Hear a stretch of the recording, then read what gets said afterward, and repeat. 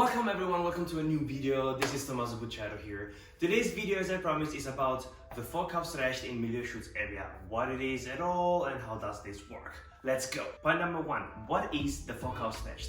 The Vorkaufsrecht is an agreement between the seller and a future potential buyer.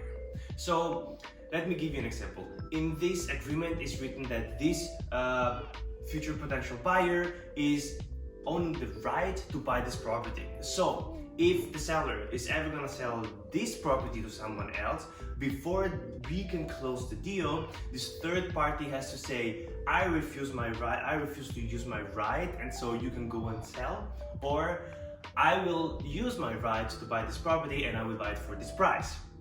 And in that case, if the seller accepts this price, then you're off the deal because that person has a right to buy the property.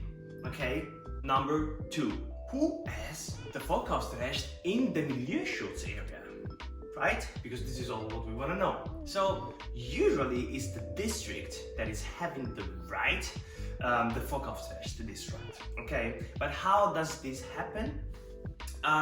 So we have to take in consideration that there are two main reasons that are going to trigger the usage of this Vorkaufsrecht from the side of the district, and the district can only step in for, first, in defense of the preservation law. That means that if in this purchase contract or in this negotiation there are things that goes against the goals of the preservation law, like demolishing a certain amount of infrastructures or building on like green areas and so on, the district, through a third party, like a GmbH, a construction firma, or a Hausverwaltung, and so on, will exercise this right and buy that property.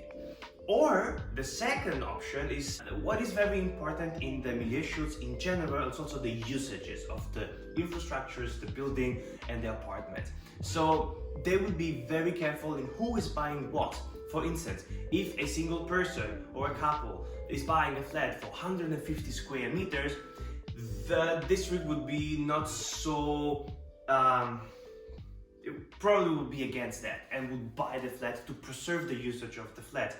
If it would be a family applying for a certain kind of flat, then the district would be more likely being like, okay, because that fits more the usage of so many rooms and so much space. What is very, very important to mention, everyone, is that in Berlin, each neighborhood like Kreuzberg, Neukölln, Friedrichshain, Mitte, Charlottenburg, there is in each of this district the Milieuschutz, but each district has small different regulations, small different law that changes completely the picture of the Milieuschutz and of the right of the people that lives there, of the tenants, of the owner, and the infrastructures and so on. So my advice to you is, whenever you own a property in those areas, you can always ask before all the regulation.